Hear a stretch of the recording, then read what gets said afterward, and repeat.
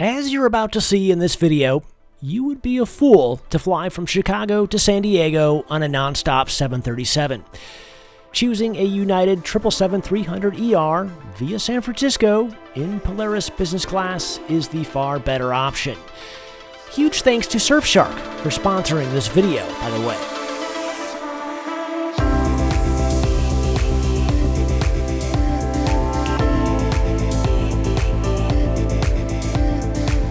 Welcome to the Chicago O'Hare International Airport.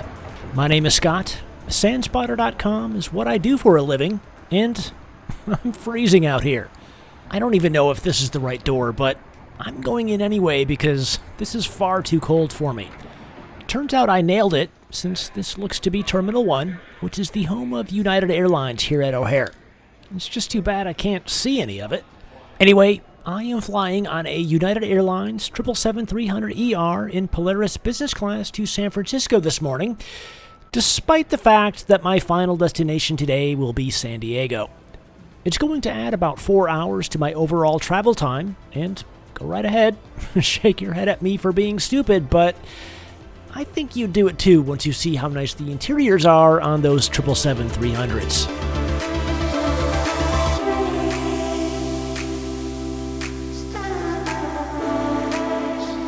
Does anyone happen to know why there's a giant dinosaur skeleton here in the middle of Terminal 1? I've always been curious about that, and gosh darn it, today is the day that I figure out why it's here. But before I go jumping from one sketchy website to the next on sketchy, unsecured public Wi-Fi, I'm launching Surfshark to make sure that I'm fully protected from things like malware and malicious bots who track my every move. Surfshark is the only VPN that I've been using since 2019, and I highly depend on it when I'm traveling like this. Not only does it allow me to browse the web in private, like I already mentioned, the ability to virtually change my location to anywhere in the world comes in real handy when I need to access content that is outright blocked in the region that I'm currently in. You might be surprised how much different online streaming services such as Netflix and HBO Max are from one country to the next. And by using Surfshark, I have access to all of it. Anyway, using the promo code SCOTT with the link in the description below, you can get 2 years of Surfshark for 83% off the normal price. And if that's not enough to get you smashing that link, they're even going to throw in an extra 3 months extra for free if you act soon. Which makes me jealous as heck since I didn't get a good deal like that when I signed up. So yeah, it turns out that this little guy is a Brachiosaurus, courtesy of the Field Museum, and he's been here since 1999. And thanks to Surfshark, nobody will ever know that I looked that up just now.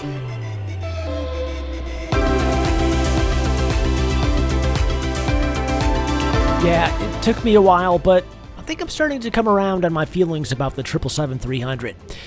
Yep, I disliked it at first since it was built to be a 747-400 replacement, but now that some time has passed, I have to say that it's so much better than the 747 ever was. Anyway, this is my ride to San Francisco this morning, a 5-year-old 777-300ER looking kind of dull in the old livery.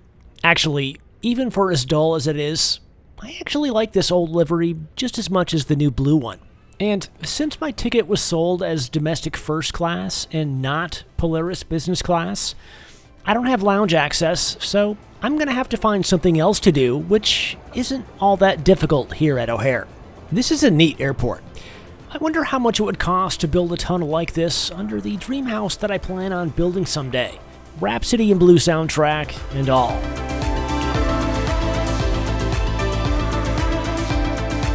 Here we go. Boarding has just been called and I'm confused as hell. Anyone who has ever boarded a flight at the far end of Concourse B at O'Hare will likely agree with me that it's an incredibly confusing process. And it was especially chaotic this morning, as there was a 777-200 boarding for Honolulu at the adjacent gate, so trying to figure out what line to stand in required my full concentration. Although, ending up on a flight bound for Honolulu by accident doesn't seem all that catastrophic to me. That's the kind of mistake I'd be willing to own and roll with for as long as they would let me get away with it.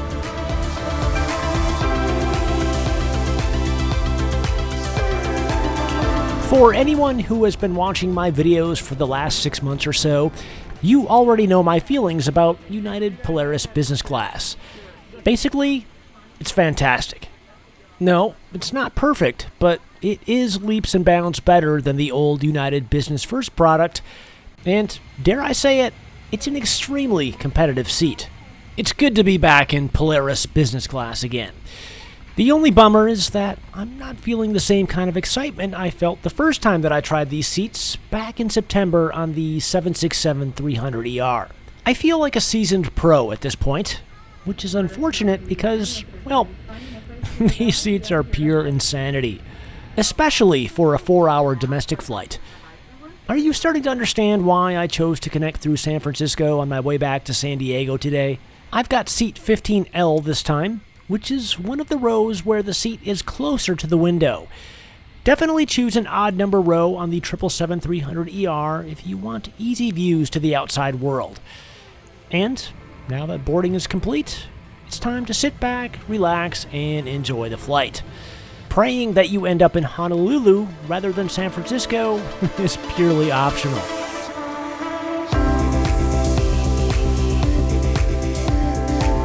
Things immediately got off to a bad start once I tried to buckle my seatbelt. It wouldn't retract after pulling it out, but I'll be okay if I pay really hard attention to the safety video, right? Whatever.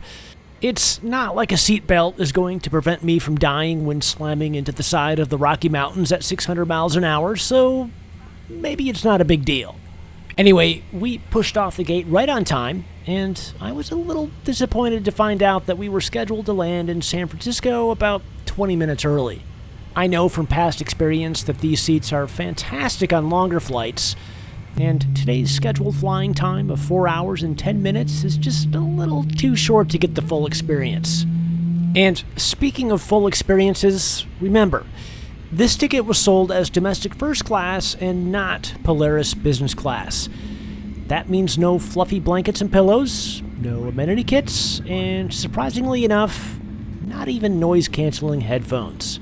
And for anyone wondering how much this cost, I don't have an exact breakdown of what I paid for this specific segment, since it was purchased as a full round-trip itinerary from San Diego to Chicago and back, but I will say this. It wasn't any more expensive than it would have been if I had booked flights on 737s instead, so that was pretty cool. What's not so cool is that I'm not exactly buckled in as tightly as I should be for takeoff. Let's just hope this doesn't end badly.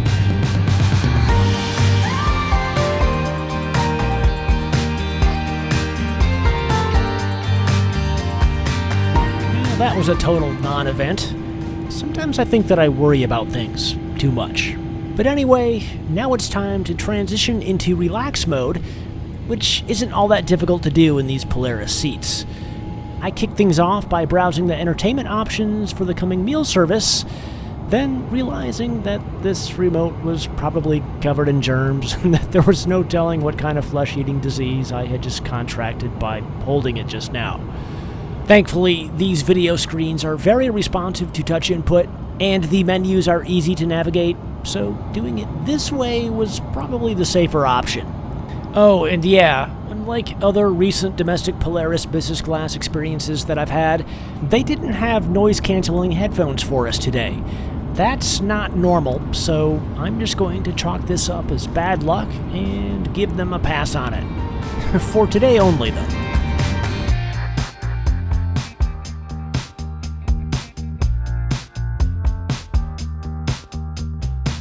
Other than the lack of proper headphones, this is shaping up to be exactly the same as my last two Polaris business class experiences, which is a good thing, since consistency is exactly what you want with this kind of product. Anyway, United has been serving two breakfast options lately: eggs and sausage, or waffles. I went for the eggs this time. But in typical SANspotter fashion, I was kind of thinking that maybe the waffles would have been better as I started digging into this. Why do I torture myself like that? Really though, neither option is what I'd consider to be spectacular or anything, and since it's basically reheated, prepackaged food, you're likely going to be disappointed expecting a restaurant-quality dining experience. Expecting a baller seat is totally okay though, because, well, let me show you what I mean.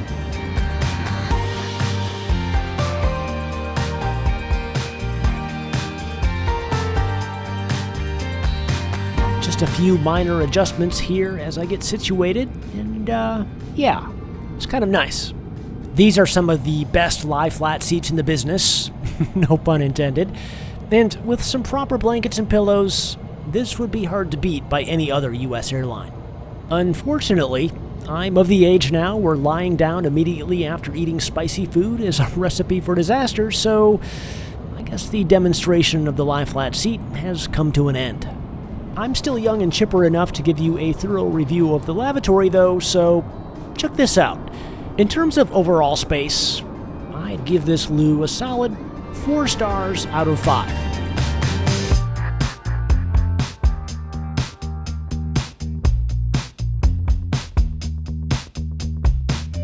Another thing that I really like about these Polaris seats is how private they are. This cabin was probably 90% occupied, and not being able to see anyone or be seen is a pretty relaxing way to travel. And I don't think I'm alone in my feelings on this. I'd be willing to bet anything that my buddy Neil from the Moment in the Sky YouTube channel would agree with me on this. Anyway, this guy better finish his breakfast quick because we've begun the descent into San Francisco and this flight is just about over. So, in the end, was it worth it to take the long way home via San Francisco just to get a ride on the 777-300ER in Polaris business class? You're darn right it was. These kinds of deviations aren't for everyone, but this just goes to show you that I consider these seats to be worth going far out of my way for. The service wasn't any better than what you would get in domestic first class, though, which was completely expected since this was sold as first class and not Polaris. But anyway, welcome to San Francisco. They parked us in the G gates over in Terminal 3, which is one of 2 international terminals here at SFO, so I guess that probably means that this aircraft is headed overseas later today or tonight. As for me, I've got an Embraer 175 to catch for the final leg down to San Diego. Finally, a massive thanks goes to everyone on this list. These are the SANspotter patrons who graciously support this channel and my attempt to make useful and entertaining content. To Aaron Slater, David Kelly, Riley Wingo, and everyone else, thank you, as always, for being such big fans. And for the non-fans who made it all the way to the end of yet another one of my videos, I appreciate your dedication as well. Until then, fly safe, and I will catch you in the next one.